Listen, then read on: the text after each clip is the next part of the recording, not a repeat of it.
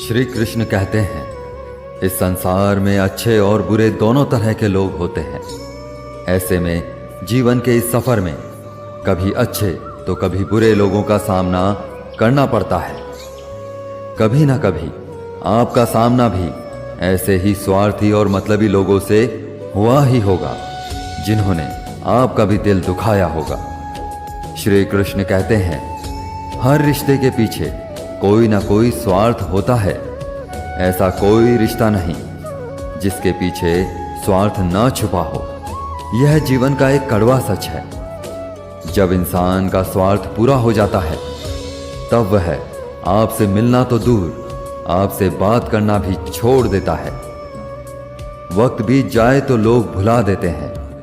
बेवजह लोग अपनों को भी रुला देते हैं। जो दीपक रात भर रोशनी देता है, सुबह होते ही लोग उसे भी बुझा देते हैं। रिश्तों की सिलाई अगर भावनाओं से हुई है तो टूटना मुश्किल है, और अगर स्वार्थ से हुई है तो टिकना मुश्किल है।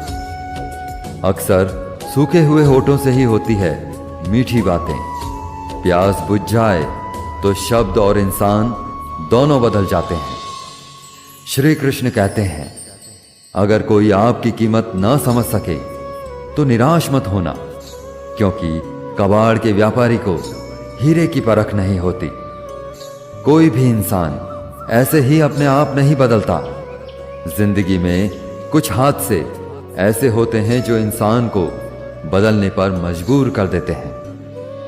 अपनी समस्याओं को कभी किसी के साथ साझा ना करें, क्योंकि 80% लोग आपकी उन समस्याओं की परवाह नहीं करते और बाकी 20% लोग खुश हो जाएंगे कि आपके जीवन में ऐसी समस्याएं हैं। जो लोग आपकी भावनाओं की कदर नहीं करते, उन्हें अलविदा कहने में कोई बुराई नहीं।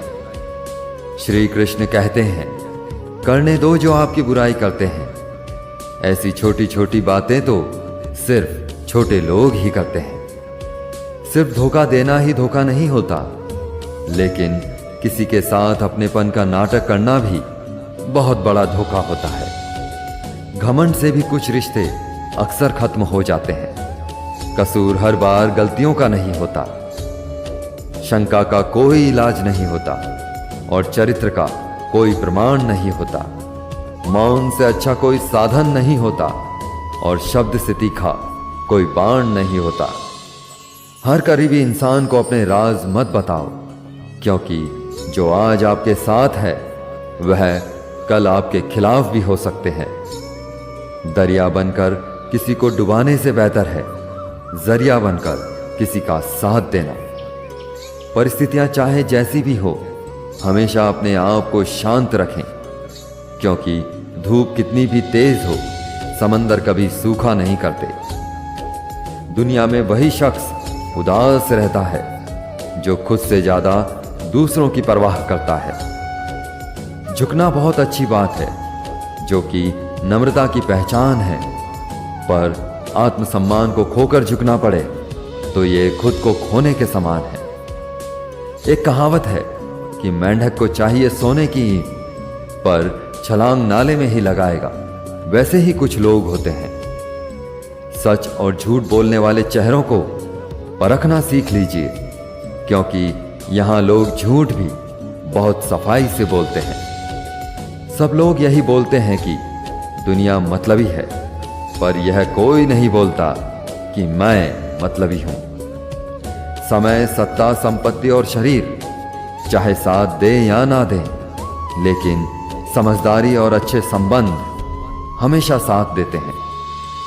अहंकार और अकड़ दोनों ही जीवन में सबसे बड़े दुश्मन हैं, क्योंकि यह ना तो आपको किसी का होने देते हैं और ना ही कोई आपका होना चाहता है। पैसा सिर्फ जीवन शैली बदल सकता है, दिमाग, नियत और किस्मत नहीं। जिंदगी एक बार मिलती है, यह बिल्कुल गलत है। सिर्फ मौत एक बार मिलती है, जिंदगी तो हर रोज मिलती है। मुसीबतें रुई से भरी हुई थैली की तरह होती हैं। देखते रहोगे तो बहुत भारी दिखेंगी, और उठा लोगे तो एकदम हल्की हो जाएंगी।